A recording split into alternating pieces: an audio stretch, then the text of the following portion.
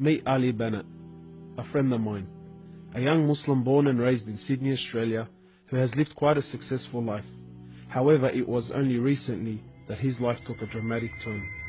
This is Ali's story. Where are you at now with your life? What's happened to you? At this point in my life, والله I've been gifted alhamdulillah by Allah with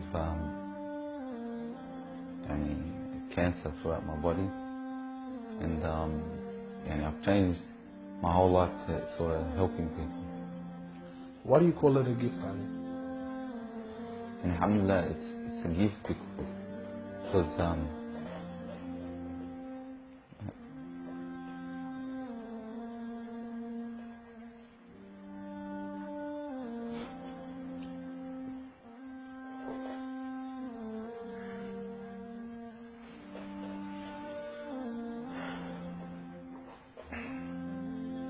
and it's a gift because Allah's given me a chance to change. What has having cancer, what has it opened your eyes to? SubhanAllah, everything in life, even the smallest gift, like breathing fresh air.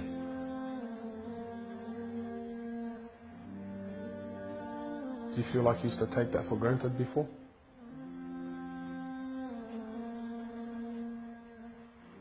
How long have you had cancer? 4 months now. Ali was diagnosed with stage 4 cancer and given only 7 months to live. Upon finding the news, he immediately sold his successful business and was forced to reconsider the lavish lifestyle he was accustomed to. Everything was to change. Ali, what was your reaction when you came to know you had cancer? I got rid of my cars, got rid of my watches, even my clothes.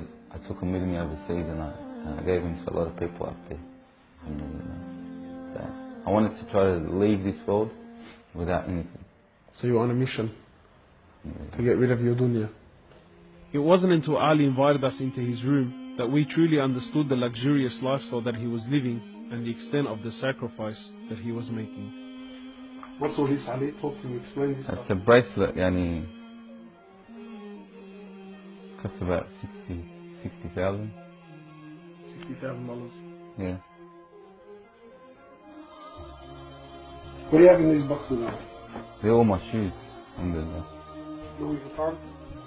All Louis Vuitton. How much is something like this worth, Ali? They're probably about 1,300. How much you pay for that, Ali? About 700. Pounds. For a pair of thumbs, yeah. So what's happening with the sunglasses here, Ali? I just like collecting different sunglasses. Yeah? I've got rid of a lot of them. I gave them to a couple of brothers in Africa, alhamdulillah. So you're telling me there's a kid in Africa that's walking around with Louis Vuittons and Can I try one of these hats on? I've only mentioned them in my talks like 100 times. You can try the red one on, it's limited edition one. Barakallah. What do you reckon, else? Sheikh Gucci. Ali's interest in the dunya has left him abruptly and no longer holds a place in his heart. So Ali, what do you feel now, like when you look at this? And driving something like this doesn't really cross my mind anymore. It's not something I would want to do no more. After someone tells you, or you find out that you're sick, or you haven't got much time in this life, wallah, this is the last thing you would want to chase. And this is how we should be living our life every day. How like these people would love to be in it, people would love to own, people would love to drive it. Wallah, they're going for the wrong goals. And you realize that when you get sick, when someone tells you you haven't got long to live, you realize all this stuff does not benefit us in any way. So what's the value of this in your heart now? This is worth one pair of thongs for a little African child with no thongs. Wallahi, it's worth more than me to see him smile with a pair of thongs than own one of these. Wallah al-Azim. Ali has since dedicated the remainder of his life and wealth to helping those who are far less fortunate than him.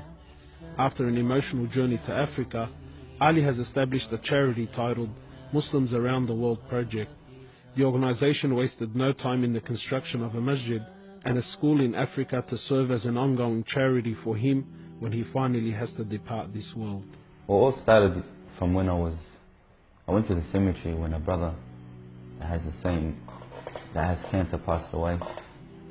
And I was at the cemetery and I was just thinking to myself, you know, after you go, there's nothing. There's no one there for you. No mother, no father, no brother, no sister, except for your deeds. Even your money is not going to be there for you. So the only thing that's going to be there for you is a sadaqah.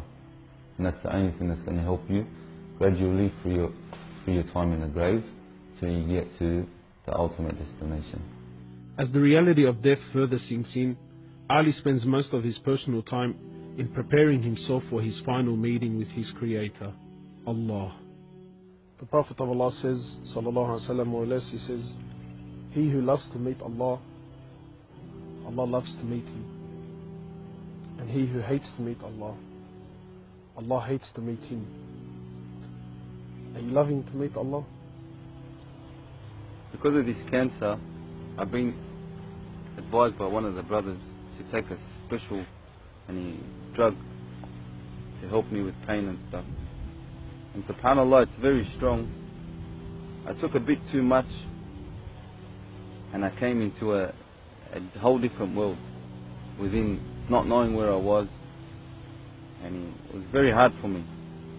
And subhanAllah, I actually seen things I've never seen before. And my family were there all standing around me, and I was pointing up and I was saying, Ya Allah, take me.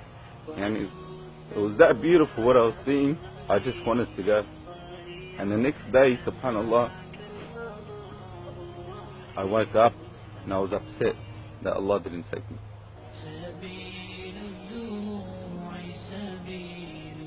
Well, I ask Allah subhanahu wa ta'ala to purify you and to give you shifa, to keep you around us for a long time.